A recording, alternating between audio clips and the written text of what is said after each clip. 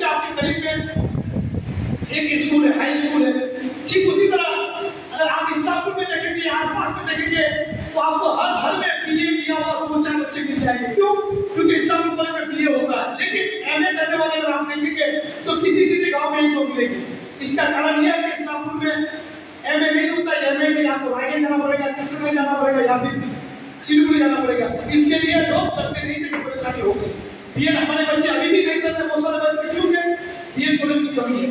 तो वही हमें ध्यान देने की जरूरत है। किशनगंज जैसे डिस्ट्रिक्ट में आज कर देखेंगे आप तो 3 यूनिवर्सिटी का काम चल रहा है। हम देखें पीछे किशनगंज डिस्ट्रिक्ट हमारा उत्तर प्रदेश डिस्ट्रिक्ट छोटा है, लेकिन वहाँ पे 3 यूनिवर्सिटी का काम चल रहा है। लेकिन हमारे डिस्ट्रिक्ट में एक कॉलेज को रायगढ़ में यूनिवर्सिटी का दर्जा दिया गया, लेकिन यूनिवर्सिटी का काम नहीं हो रहा। वही अगर एक यूनिवर्सिटी हमारे इस्लामपुर में हो जाए, क्योंकि सब उत्तर दिनाजपुर में अगर सबसे पिछड़ा हुआ कोई इलाका है तो हमारे इस्लामपुर है। इस्लामपुर सब डिवीजन ही है। इस्लामपुर सब डिवीजन में यूनिवर्सिटी की जरूरत है। हमारे ये मौलाना साहब जो है छोटीवाड़ी के भी मौलाना साहब बहुत अच्छा काम कर रहे हैं। उनके अपने तरफ से बहुत ही अच्छा किए हैं। वो ऐसे हमारी सोच है कि सब कोई अपनी जिम्मेदारी निभाए, अपने हिस्से में एक काम करे।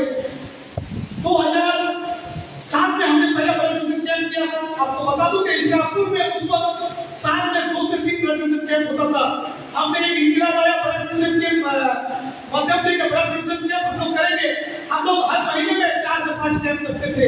उसके बाद से इस्लामपुर में ब्लड की बहुत जो कमी थी वो पूरी हो जाती थी, लेकिन आहिस्ता आहिस्ता वो फिर से घट रहा है, क्योंकि लोग सोशल काम को, सामाजिक कामों को छोड़कर ज्यादातर पॉलिटिक्स की तरफ माइंड हो रहे हैं। लेकिन आप चाहे कोई भी पार्टी करे, कोई भी पॉलिटिक्स करे, लेकिन जो आपकी जिम्मेदारी है समाज के लिए, उसके प्रति आप ईमानदार रहें। उस काम के लिए आप ईमानदार रहेंगे कि आप मरने के बाद आपको कोई पहचानेगा नहीं, लेकिन आप अगर कोई काम करके जाएंगे। आज आप हम देख पा रहे हैं कि अगर गांधी जी को कोई मानता है, क्यों मानते हैं? क्योंकि आजादी के लिए कुछ काम करके गए थे। आजादी में एक अच्छा योगदान था, इसके ऊपर याद करते हैं।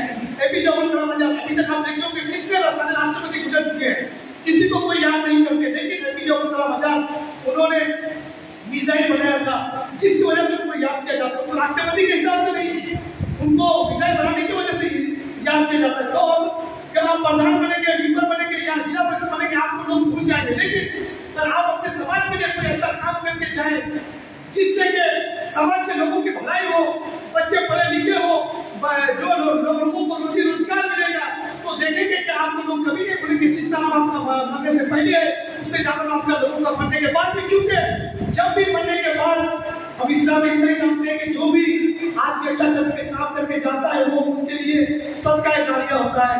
जब भी आप मर जाएंगे, अगर आपकी कोई तारीफ करेंगे, भाई वो अच्छे आदमी थे, उन्होंने ये काम करके किया था, तो समझिए कि उन्होंने आपके लिए दुआ की है। जब भी आपके मरने के बाद में कोई आपकी तारीफ करेंगे, आपके लिए अच्छा अल्फाज कहेंगे, तो समझिए कि वो आपके लिए दुआ कर रहे हैं। तो ये सदका जारिया भी है और हमारे लिए जरूरी है कि हम लोग अपने समाज में जागरूकता फैलाएं, अपने बच्चों को पढ़े लिखे बनाएं। सिर्फ अपने बच्चों को नहीं, अपने अड़ोस पड़ोस के, अपने गाँव के बच्चों को। क्योंकि अगर किसी गाँव से एक बच्चा, हमारे छोसिया से एक बच्चा पढ़ के IAS का पहला IAS था, तो हमने देखा कि गाँव का भी नाम होता है। बहुत सारे लोग छोसिया को जानते थे हमारे गाँव के लिए। यहाँ के लोग बदमाशी करते हैं, गुंडागर्दी करते हैं, लेकिन लोगों को हकीकत पता नहीं होता है। जो ऊपर दिखता है लोग उसी के ऊपर भरोसा करते हैं। तो वही है कि जब एक अच्छा आजकल छोसिया में देखेंगे आप तो 6 से 7 न्यू MBBS डॉक्टर है, और कम से कम अभी हमारे छोसिया से 40 से 42 नए डॉक्टर एडमिशन लिए हुए हैं। तो वही है कि जब आप कोशिश करेंगे तो सब कुछ मुमकिन है। कोई कहाँ में भी बोले मैं इतना बड़ा नहीं हूँ, मुझसे बड़े बड़े लोग हैं हमारे छोसिया में, लेकिन बड़े से बड़े जाए उनके बच्चे जो हमसे मशवरा करते हैं, भैया हम ये काम करना चाहते हैं, वो करना चाहते हैं। तो हमें भी खुशी होती है कि अगर हमारे गाँव में बच्चा अच्छा पढ़ के आएगा तो हमें भी अच्छी जो है ना ये हमें भी तारीफ सुनने को मिलेगी उनके गाँव का। जब भी आपके गाँव का कोई तारीफ करेगा तो आपको बहुत ही अच्छा लगेगा कि कोई हमारे गाँव का अच्छा काम करके दिया, इसलिए हमें तारीफें सुनने को मिल रही है। कचरा से जो अफजल साहब पैसे होगा क्या किया मुझे पता नहीं है, लेकिन हम देख में कहीं भी जाए तो अफजल साहब बोलते हैं लोग। वैसे ही कि अपने नाम को आप रोशन करें, क्योंकि जब आप अपने लिए भी कुछ करेंगे ना, दूसरे के लिए कुछ करेंगे, तो आपने खुद अपने आप को लॉक किया जाएगा और आप लोग देखेंगे आप लोग तरक्की करेंगे। मैं दुआ करूंगा अल्लाह से कि मौलाना साहब के कॉन्फ्रेंस में अल्लाह तरक्की फरमाए और जो इनके काम है इनको आगे बढ़ाने की कोशिश करें। इनके जरिए से स्कूल मदरसे यूनिवर्सिटी बने, हम यही दुआ करेंगे और चाहेंगे कि हमारे के लोग हैं वो आप लोग अपने इलाके के समाज में जो लोग पिछड़े हुए हैं, जो लोग पिछड़े हुए हैं, जिनके घर में खाने का सामान नहीं है, उनकी भी मदद करें। और अभी जानते हैं कि गवर्नमेंट कितनी फैसिलिटी दे रही है, अगर आप वही फैसिलिटी अपने इलाके के गरीब लोगों तक, अपने गाँव के लोग गरीबों तक पहुँचाएंगे तो ये भी आपके लिए सवाल का काम होगा। पार्टी के साथ साथ दिन के लिए भी काम करें ताकि हमारा जो इलाका है वो आगे बढ़े, ताकि इलाका आगे बढ़ेगा तो हम लोग खुद को आगे बढ़ेंगे। आप सभी का बहुत बहुत शुक्रिया। बहुत बहुत माशाअल्लाह। ये थे जनाब मसूर साहब प्रेसिडेंट रज़ा कमेटी इस्लाम बोर्ड। देखिए ये बात से हमें दिखाते हैं कि कौमों की तब्दील जब बदलेगी जब हमारे अंदर खिदमत का जज्बा पैदा हो। हम खादिम बनकर काम करेंगे, मखदूम में हमें खादिम बनना है। और सही मायने में रहबर और रहनुमा वही होता है जो कौम का खादिम होता है। दोस्तों और बुजुर्गों, सहाबा की जिंदगी को देखिए। हजरत उमर रज़ियल्लाहु तआला अन्हु फरमाते थे, एक दिन मैं मदीने की मज़ाफ़ात में निकला तो एक झोपड़ी के करीब पहुंचा। अंदर गया, देखा कि एक बुढ़िया कमजोर है, बिस्तर पर लेटी पड़ी है। और मैंने देखा कि झोपड़ी बहुत साफ सुथरी है, हर चीज करीने से रखी हुई है। मैंने बुढ़िया से पूछा, अम्मा आपके घर का काम कौन करता है? बुढ़िया कहने लगी कि एक आदमी फजर से पहले आता है और वो काम कर साफ सफाई करके चला जाता है। हज़रत उमर रज़ियल्लाहु ताला और ये सहाबाए किराम की खूबी थी कि वो नेकियों के बहुत हरीस थे। उन्होंने क्या किया, हज़रत उमर रज़ियल्लाहु ताला दूसरे दिन सुबह को आए। जब आए तो वो बंदा, वो आदमी घर का काम करके जा चुका था, सफाई करके जा चुका था। फिर दूसरे दिन आए तो देखा कि वो बंदा सफाई कर रहा है, घर का पोछा लगा रहा है। आपने देखा वो हस्ती कौन है? वो हस्ती हज़रत अबू बकर सिद्दीक़ रज़ियल्लाहु ताला अन्हु सय्यदुल कौम है, खादिम है। देखिए एक बुढ़िया ज़ईफ़ा औरत के घर की सफाई कर रही है, झोपड़ी की सफाई कर रही है। और आप क्या हैं? आप सय्यदुल कौम है, आप खलीफा है। आप खलीफा बन गए। आपके खलीफा बनने से पहले भी आप कई घरानों की किफायत क्या करते थे और महल्ले के कई घरानों की बकरियों में दूध दो दिया करते थे। आप खलीफा बन गए हैं, आप महल्ले से गुजर रहे हैं, एक लड़की ने आपको देख के कहा कि आप तो खलीफा बन गए, अब हमारी बकरियों के दूध को कौन दोएगा? हज़रत अबू बकर सिद्दीक़ रज़ियल्लाहु ताला अन्हु खलीफाए वक्त है। आप कहते हैं कि तुम्हें इसकी फिक्र की जरूरत नहीं, तुम्हारी बकरियों के दूध मैं दूंगा, मैं खलीफा बन गया हूँ, इसमें कोई रुकावट नहीं है। ये होते हैं खादिम, ये होते हैं कौम के सच्चे रहबर और रहनुमा। इसलिए जरूरत इस बात की है, समाज के हर तबका को चाहिए कि अपने अंदर खिदमत का जज्बा पैदा करे। सियासी हजरात को भी चाहिए कि वो अपने अंदर खिदमत का जज्बा पैदा करे। हमारे मसूर साहब ने बहुत इतनी बातें की है, अगर हम उन बातों को दिलों पर लेंगे तो इंशाअल्लाह उम्मीद है कि हमारे इलाके के अंदर एक तब्दीली आएगी और इनकलाब आएगा। मैं बहुत ही माजूरत के साथ अब हमारे इलाके के बहुत ही मशहूर व मारूफ आलिम दीन, बुजुर्ग आलिम दीन और मरकजी शख्सियत जमीयत उलमा हिंद बिहार के सदर, ये हमारे इलाके के लिए नीमत से कम नहीं है। हजरत के लिए आप सब और हम मिलकर दुआ करें कि अल्लाह ताला हजरत को सेहत अता फरमाए, इनका साया हमारे सरों के ऊपर कादिर रखे। दोस्तों बुजुर्गों, आपकी सादगी का क्या कहना? आप इतनी बड़ी शख्सियत होकर भी जब हम जैसे हक़ीर आदमी फोन करते हैं और फोन पर दावत दी जाती है तो खुद कर लेते हैं, खुद टोटो से चले आते हैं, खुद बाइक से चले आते हैं। और आप जमीयत उलमा हिंद बिहार के सदर हैं, आप मरकजी शख्सियत है, मशहूर मारूफ आलिम दीन है, आपकी सादगी का क्या कहना? आपको फोन किया जाता है, फोन पे कोई मसला पूछा जाता है, आप फोन पर ही मसला बता देते हैं। दोस्तों बुजुर्गों, ऐसे लोगों का हमारे बीच होना ये बहुत बड़ी नीमत है। हम दुआ को है अल्लाह ताला से कि अल्लाह ताला हजरत को नज़र बद से बचाए और इनकी उम्र को खूब बरकत अता फरमाए। अब हम बिना किसी ताक़ीद के हजरत वाला की खिदमत में अर्ज करते हैं कि आप तशरीफ लाएं और आज के प्रोग्राम की मुनासिबत से आप दीन की जो नसीहतें हैं हमें दीन की नसीहतों से महफूज फरमाए।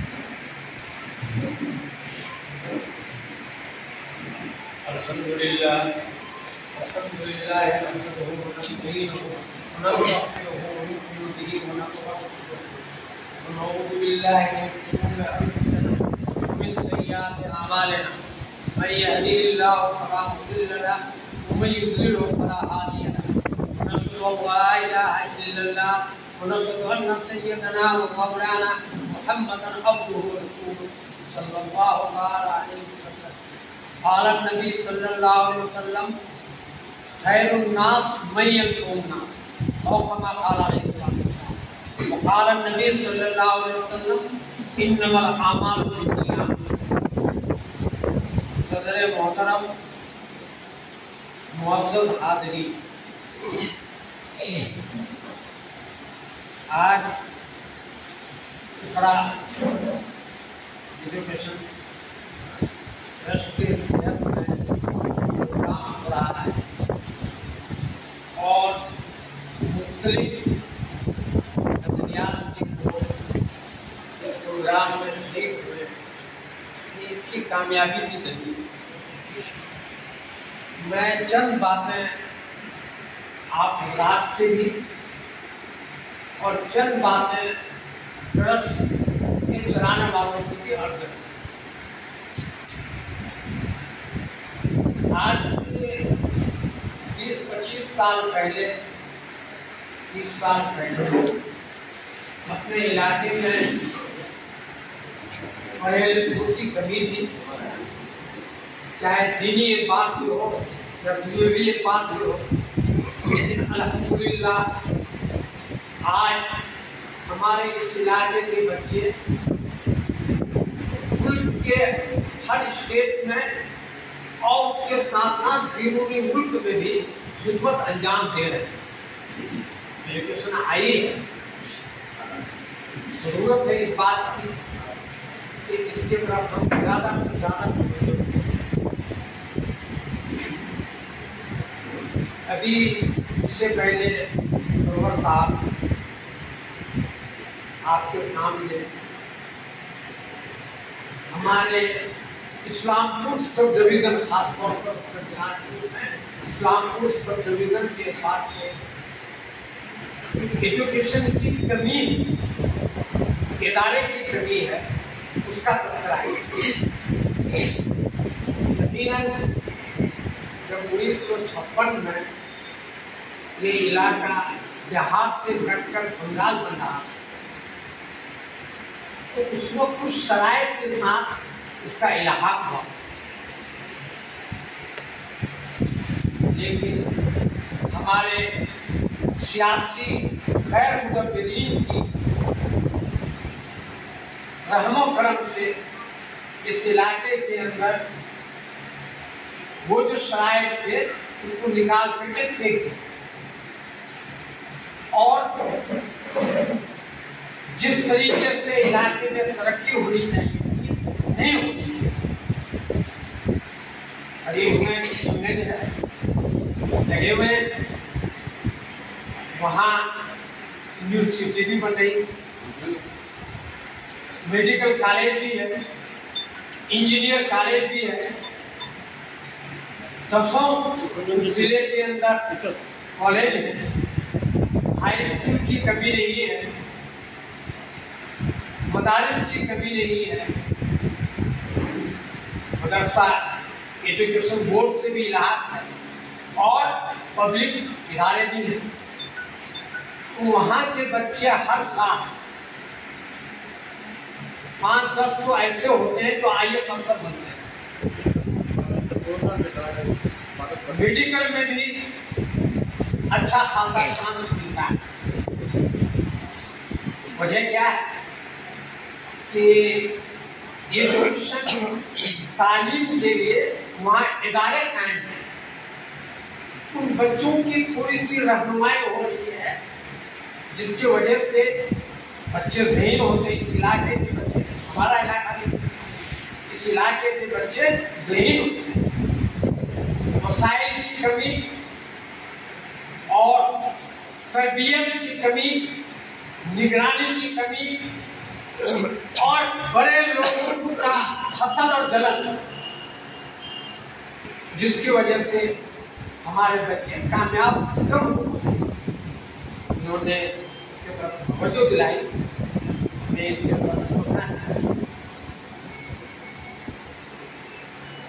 इमाम गज़ाली रहमतुल्लाह एक बड़े मुफक्किर गुजरे, बल्कि गैर मुस्लिम एक मुफक्किर कह रहा है कि इस्लाम की हक़ानियत की दलील में से एक दलील ये भी है कि इमाम गज़ाली जैसा आदमी इस्लाम में रहा। इमाम गज़ाली रहमतुल्लाह अलैह फरमाते हैं, जिस कौम में ये तीन बात पाई जाए, सुन लीजिए, जिस कौम में ये तीन बात पाई जाए वो कौम ज़लील नहीं, इज्जत की जिंदगी वो कौन गुजारे। नंबर एक एजुकेशन, तालीम। नंबर दो तिजारत पर कब्जा, मंडी पर कब्जा, तिजारत। नंबर तीन सियासी सुरूर। ये तीन चीज जिस कौम में पाई जाएगी वो कौम ज़लील नहीं। हमारा 1000 साल तारीख इसकी शायद गवाह। 1000 साल तक पूरी दुनिया में आपका इस्लाम का हमारा परचम लहरा था, टंका बजता, क्योंकि हमारे पास तालीम थी, तिजारत थी और सियासत थी। आज हम में ये तीनों चीज का फुकदान है, कमी है। इसलिए अक्सरियत होने के बावजूद भी हम दलील हो रहे हैं। कहीं कोई जगह दिखा सकते हैं जहाँ इज्जत की जिंदगी गुजर रही है। क्यों? हमारे पास तालीम है। डिग्री होना अलग चीज है, सलाहियत होना अलग चीज है। आज के दौर में सलाहियत की जरूरत है, कंपटीशन का दौर है। डॉक्टर अब्दुल कलाम एक गरीब घराने से ताल्लुक रखते, उनके पास सलाहियत थी, एजुकेशन था, इस मुल्क का सुपर पावर बना और इसकी चाबी उनके पास। ये नहीं सोचा कि मुसलमान है और सुपर पावर की जो ताकतें हैं और जिस कमरे में रखे हैं उनकी चाबी मुसलमान होते हैं, इसलिए उनके पास सलाहियत। आज भी सलाहियत वालों की, काबिलियत वालों की कदर, चाहे सरकारी में हो या प्राइवेट में, सिर्फ एक लाइन में ये कहते कि हमें नौकरी नहीं मिलती। ये तो वैसे सच्ची बात। अभी इन्होंने कहा ना कि हमारे यहाँ गांव में एक आदमी इन्हें मिल जाए तो बड़ी बात है। एजुकेशन हमारे पास है नहीं। बच्चियों को ज्यादा तादाद में हम मैट्रिक तक को पहुंचा देते हैं। बच्चों की फिक्र नहीं है, उसको कमाने के लिए बाहर भेज देते, उनके पास कोई हुनर नहीं। वो तरक्की के लिए एजुकेशन का होना जरूरी। अभी एक सर्वे आया है, मैं इस वक्त की बात नहीं कर रहा हूँ, अभी के समय 2023 के अंदर हिंदुस्तान के अंदर 57% मुसलमान पढ़े। कितने? 57%। अब 43% अनपढ़। हमारे इलाके के अंदर तो और कमी आएगी। ये तो केरल और दूसरे स्टेट को देख करके मजबूरी ये बात कर रहे हैं।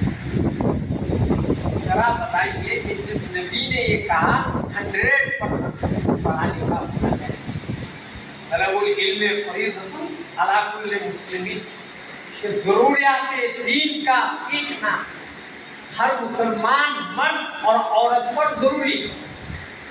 इसका मतलब ये हुआ कि 100% हम पढ़े लिखे। जिस नबी पर पहली आयत कुरान की जो उतरी है वो एजुकेशन के बारे में इक़रा पढ़ी है, और आज इस उम्मत का मानने वाला जाहिल हो, अंगूठा छाप हो, पढ़े लिखे न हो, सलाहियत न हो, काबिलियत न हो, तो जलील नहीं होंगे तो क्या हो? आज के इस दौर में बात समझ ली कि हमें अरबी भी पढ़नी है, क्योंकि वो हमारा मजहबी जुबान है, कुरान अरबी में है, जन्नत की जुबान अरबी में होती मजहबी। हमें अंग्रेजी भी पढ़ना है, इसलिए कि ये बैनुल अक़वामी जुबान है।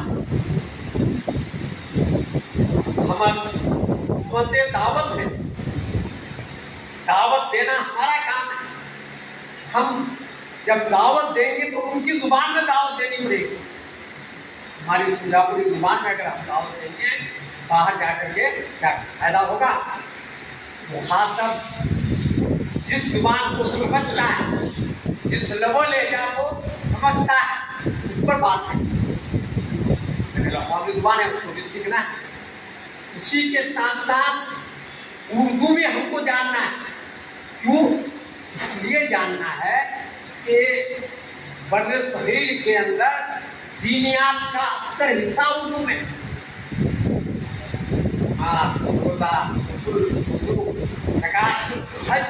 इनके मसाइल उर्दू में, उसको भी सीखना है।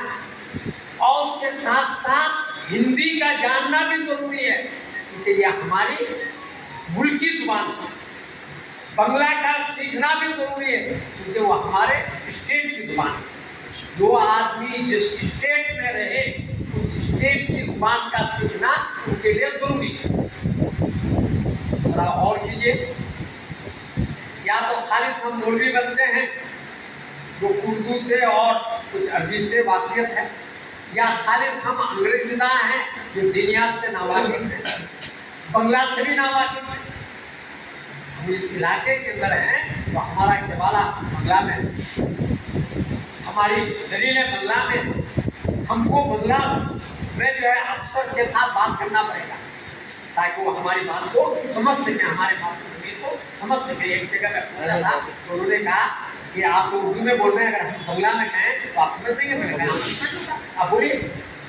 तो मतलब ये कहने का है इन तमाम चीजों का सीखना, लेकिन उसके साथ साथ सुनिए, इस वक्त इल्म का ज्यादा हिस्सा इंटरनेट में, कंप्यूटर में। इसलिए हमारे बड़े कहते हैं, कहते हैं कि जो आलिम 40 साल के नीचे के हैं उन सबों को कंप्यूटर सीखना। इसलिए कि बगैर कंप्यूटर आप बाजार का टिकट कैसे बनाइएगा? नेट के जरिए से तो बनाइएगा, अगर आपको इल्म नहीं है तो कैसे बनाइएगा? तो इन चीजों का सीखना जरूरी है, इसके बगैर काम नहीं चलेगा। खुशी है कि हमारे बच्चे क्या उलमा हो या दुनियावी तालीम याफ्ता हो, बाहर गए, उनको एक फिक्र हुई अपने इलाके में। ये मौलाना साहब हैदराबाद में रहते हैं और हैदराबाद में 100 से ज्यादा मेडिकल कॉलेज और इंजीनियरिंग कॉलेज हमारी, सुन लीजिए, हमारी 100 से ज्यादा एक शहर में। और जुमा के दिन ये नहीं पता चलता है कि ये मेडिकल कॉलेज या इंजीनियरिंग कॉलेज है या कोई मदरसा है, इसलिए कोई टोपी और कुर्ता पैजामा के साथ आते हैं। हर मेडिकल कॉलेज इंजीनियरिंग कॉलेज के अंदर नमाज पढ़ेगा।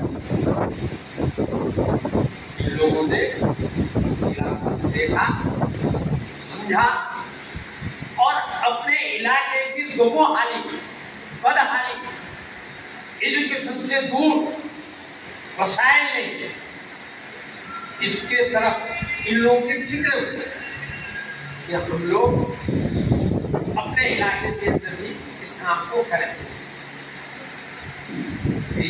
हमारे बाबू ने कहा ना, बुखारी यूनिवर्सिटी बन गई, वो मौलाना साहब ही बनाए। मेडिकल कॉलेज की भी फिक्र हम लोग ले रहे हैं, हो सकता है कुछ दिन के अंदर मेडिकल कॉलेज भी अपनी बन जाए। करीब साहब को बनाए, उसके बच्चों को तो फायदा हो रहा है। इसके तरफ तवज्जो देने के लिए मैं एक बात अपने सियासी भाइयों से सुन लिया। वार्ड मेंबर बनने के लिए आप 10 लाख रुपया खर्च करते हैं ना, कोई भी हमारे घर में आपको करना पड़ेगा, लेकिन कोई जरूरी नहीं कि हम कामयाब हों, कोई जरूरी नहीं कि हम कामयाब होंगे। एक वार्ड मेंबर बनेंगे और 5 आदमी खड़े होते हैं, वो 10 लाख करके 50 लाख को खर्च कर दी, कामयाब तो एक आदमी। और इस 5 साल के अंदर वो 10 लाख बनाएंगे। अगर हमारे मेंबरान जो मेंबर बनने के लिए खड़े होते हैं 10 लाख रुपया खर्च करते हैं, अगर 5 आदमी मिल करके 10 आदमी मिल करके 1 करोड़ से एक एजुकेशन सेंटर बना दें, एक तालीमगाह बना दें, एक इदारा कायम कर लिया। मैं दीनी इदारा की बात नहीं कर रहा हूँ, मान सकते हम लोग कर लें दुनियावी इदारा जिसके अंदर हमारे बच्चे का ईमान भी बचे और हमारा बच्चा दुनियावी एतबार से कामयाब हुए। आज आईएएस अफसर की भी जरूरत है, आईपीएस अफसर की भी जरूरत है, इंजीनियर की भी जरूरत है, डॉक्टर की भी जरूरत है, ईमानदार सियासतदान की भी जरूरत है। हर शोबे जिंदगी में हमारा आदमी होना चाहिए, लेकिन ये कब होगा जब हमारे पास। तो अगर ये 10 आदमी मिल करके 10-10 लाख रुपया जमा करने के हमको इस पर तो पंचायत में लगना नहीं लगना, और 10-10 लाख रुपया जो खर्च करते हम जमा करके एक एजुकेशन सेंटर कायम करते हैं, एक इदारा कायम करते हैं, ताकि हमारी बच्चियां और हमारे बच्चे हाई तालीम कर लें, अच्छी तालीम हासिल कर लें, हुनर हासिल कर लें, कंप्यूटर सीख लें, नेट सीख लें और तो सीख लें, तो दुनिया में भी फायदा होगा और आखिरत में भी। देखिए, इबादत से जन्नत मिलती है, माँ रोजा हर प्रकार से जन्नत मिलती है, और खिदमत खल्क से खुदा मिलता है। जब खुदा मिल जाएगा तो जन्नत खुद ब खुद आ जाएगा। जब खुदा हमको मिल गया तो और किसी चीज की जरूरत है क्या? क्या खुदा अपने महबूब को, अपने दोस्त को जहन्नम में डालेंगे? तो जन्नत में भी उन्होंने वाक़या सुनाया का, लेकिन आपको आज के दौर का वाक़या सुना। एक गांव में आबादी, एक आदमी बिरादराने वतन का लफवा मार दिया, कॉलेज मार दिया। अब उसका उठना बैठना मुश्किल। करीब में मदरसा था, मदरसा के उस्ताद ने 2-3 तालिब को लिया और कहा चलो एक बिस्किट का डब्बा थर्मस चाय गए, और वो बेचारा बिस्तर में पड़ा हुआ ताकत नहीं। इन्होंने बच्चों ने मिलकर के उनको स्वाद कराया, करवाया, दूध कराया, बिस्किट दिए, चाय दिए, घर की सफाई की, और 3 टाइम बच्चों को वहाँ दें, सुबह दोपहर शाम खाना ले। करीब में ये थे उन्होंने कहा कि ये छोटी वाले क्यों तुम्हारे घर में बार बार आते हैं, इतना आ गया छोटी वाला आप जैसे लोगों से अच्छे। कहा क्यों? कहा कि आपने कभी फिक्र की कि मेरी बीवी नहीं, मेरा बच्चा नहीं, बच्ची नहीं, कोई देख रेख करने वाला नहीं, और मैं घर में बड़ा हुआ हूँ, मैं खाता भी हूँ या नहीं, पेशाब पैखाना करता हूँ या नहीं करता हूँ? कभी आपने फिक्र की? ये गरीब के लड़का वाला, ये छोटी वाला रोजाना आकर मुझे मेरी सफाई करते हैं और मुझे खिलाते हैं, ये तो अच्छे। मेरे भाई अम्न कायम करने के, शांति लाने के, भाईचारे पैदा करने के आपको खिदमतें खल्क करना। इसमें ये नहीं देखना पड़ेगा कि कौन, हमारे नबी ने ये नहीं देखा दुश्मन को भी आपने उनकी भी खिदमत, ये जज्बा जरूरत। मैं मुबारकबाद देता हूँ जैसे इन्होंने बताया ना, हमारे बताया वाले कि अच्छे खासे तादाद में ट्रस्ट हमारे इस्लाम को, लेकिन कामयाब कितने, जरूरत इसकी ने सिखाया। अगर 10 बच्चा कामयाब हो गया तो 10 फैमिली कामयाब है ना, और एक फैमिली में 10 आदमी का मान लीजिए तो कितने आदमी कामयाब हो गए, कितने आदमी को फायदा पड़ता है। एक तो एजुकेशन कंप्यूटर का मसला है, मैं सिर्फ कंप्यूटर की बात नहीं करता, मैं तो ये कहता हूँ, इनको उस दिन भी कहा था, आज भी कहता हूँ कि हमारे यहाँ मखलूक तालीम हो रही है, वो भी ट्यूशन के तौर पर। मखलूक का समझते हैं ना, वो एजुकेशन जिसके अंदर लड़का और लड़की दोनों एक साथ एक टेबल में बैठ करके तालीम हासिल कर रहे हैं, और क्या क्या वाक़यात होते हैं किसी से कोई बात तो है, सबको जानते हैं। मैंने इनसे कहा कि आप अगर कुछ नहीं कर सकते हैं बच्चियों की ट्यूशन के लिए, आप सेंटर कायम कीजिए, बच्चियों को पढ़ाने के लिए बच्चियों को दीजिए है अल्हम्दुलिल्लाह, और उनके लिए आप सीधे बात से, मैं तो ये कहता हूँ कि पैसा पानी में क्यों फेंक रहे हैं, पानी में फेंक रहा है, शादी में फव्वारा बनाते हैं तो पानी में पैसा फेंक रहे हैं ना, आग में फेंक रहे हैं, आतिशबाजी करते हैं तो आग में फेंक रहे हैं ना, 4 लाख 5 लाख रुपए का डेकोरेशन करते हैं, क्या जरूरत? पहले तो तरतीब से हम लोग खाना खाते चलता था, उन तमाम पैसों को बचाइए और अपने बच्चा और बच्ची की अच्छी तालीम के लिए आप अच्छी तनख्वाह, अच्छा पैसा दे करके बच्चों को पढ़ाइए। इसलिए कि 5,000 में या 7,000 में अगर आप ट्यूशन किसी को रख लिए 5,000 और 7,000 दे करके, तो सुबह से 11 बजे तक पढ़ाएगा तो नहीं पढ़ाएगा। एजुकेशन के लिए कम से कम इस वक्त 40,000 50,000 देना पड़ेगा। स्कूल के अंदर 50,000 मिलता है और वो जाकर के कम मास्टरी करता है सरकारी स्कूल में, और एक लड़का अच्छी तालीम हासिल किया है और 7,000 8,000 10,000 देते हैं और उनसे पूरा वक्त लेते हैं, वो क्या पढ़ाता है? अच्छे उस्ताद को लाने की जरूरत है। मैं मौलाना से ये कहूँगा कि आप अपने ट्रस्ट के तहत में आपका स्कूल नहीं कायम कर सकते हैं, मत कीजिए कायम, लेकिन ट्यूशन सेंटर तो कायम कर सकते हैं। उसी के साथ साथ मैं उस दिन भी कहा था, आज भी कह रहा हूं, आज हमारी बच्चियां और बच्चे बददीन हो रहे हैं, मुर्तद हो रहे हैं, गैरों से शादियां कर रहे हैं, इर्तिदाद की तरफ जा रहे हैं, दीन से कोई वास्ता नहीं,